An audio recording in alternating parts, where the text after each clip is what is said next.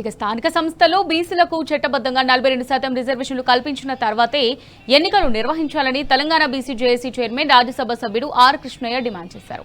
హైదరాబాద్ బర్కత్పురాలో విద్యార్థులతో కలిసి ర్యాలీ నిర్వహించారు. 42% రిజర్వేషన్ల కోసం చట్టసభలో బిల్లు ఆమోదించి గవర్నర్ వద్దకు పంపినట్టుగా గుర్తు చేశారు. అయితే అందువల్ల ఎలాంటి న్యాయపరమైన అవరోధాలు ఉండవన్నారు. హైకోర్టులో రిజర్వేషన్ల బిల్లుపై ప్రభుత్వం సమర్థ న్యాయవాదులను పెట్టి వాదించాలని కోరారు. అని ఆలోచించకుండా చట్ట ప్రకారం బీసీలకు 42% రిజర్వేషన్లతో ఎన్నికలకు వాళ్ళకి చెప్పింది మోహన్. ఎందుకంటే ఇన్ని రోజులు ఆగిన అసెంబ్లీలో బిల్లు పాస్ చేశారు. రాజ్యాంగం ప్రకారం 243 D6 ప్రకారం జీవో జారీ చేశారు. అట్లాంటప్పుడు ప్రభుత్వానికి ఈ కేసు చాలా బలంగా న్యాయం ఉంది, బలమైన కేసు. ఎందుకంటే ఇతర రాష్ట్రాల్లో జనాభా లెక్కలేదు, చట్టపరమైన అవరోధాలు ఉన్నాయి, న్యాయపరమైన అవరోధాలు ఉన్నాయి. ఇక్కడ చట్టపరమైన న్యాయపరమైన అవరోధాలు, రాజ్యాంగపరమైన అవరోధాలు ఏది? రాజ్యాంగం ప్రకారం జీవో తీశారు, అసెంబ్లీలో చట్టం చేశారు.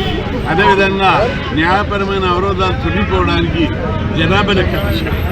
దాని ప్రకారం 56% జనాభా ఉంటే 42% రిజర్వేషన్ ఇచ్చారు. అట్లాంటప్పుడు ఈ కేసు బలంగా ఉంది, ఎలాంటి అవరోధాలు లేవు. ఈ కేసు కోర్టులలో గెలుస్తుంది, హైకోర్టులో గెలుస్తుంది, సుప్రీంకోర్టులో గెలుస్తుంది. ఎవరు అడ్డం వచ్చినా వదిలిపెట్టేది లేదు. వారి ఆదేశాల మేరకు ఇలా పెద్ద ఎత్తున 42% రిజర్వేషన్ల నిబంధన ఎత్తివేయాలని చెప్పి రాజ్యాంగబద్ధంగా పార్టీ పరంగా మాకు వెళ్ళొద్దనే డిమాండ్తోని ఇలా వందలాది మంది విద్యార్థులు, నిరుద్యోగులు, యువత ప్రతి ఒక్కరు కూడా కంకణబద్దుల ఇవాళ రోడ్ల మీదకి రావడం జరుగుతుంది.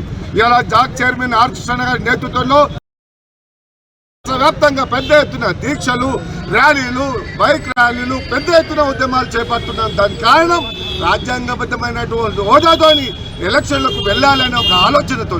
ఇలా రేపు ఈ 4 రోజులలో ఎట్లాగో కోర్టు జడ్జిమెంట్కి వస్తుంది కాబట్టి బలమైనటువంటి జడ్జి వాదనలు వినిపించి సబ్జెక్ట్ ఉన్నటువంటి అడ్వకేట్ జనరల్ని పెట్టి మరి దీన్ని గెలిపించే విధంగా మన గౌరవ ముఖ్యమంత్రి రేవంత్ రెడ్డి గారు మరి ఒక కార్యాచరణ చేపట్టాలనేది ప్రధానమైనటువంటి డిమాండ్. ఇలా 50 సంవత్సరాలు పోరాడి ఇలా 42% రిజర్వేషన్లను ఒక కొలికి తీసుకురావడం జరిగింది. ఇది మామూలుగా రాలేదు. ఉద్యమాలు, దండాలు, రాస్తారోకోలు చేస్తే ఇలా అన్ని పార్టీలు ఏకత్వంలో భిన్నత్వం లాగా మన అసెంబ్లీలో తీర్మానం చేయడానికి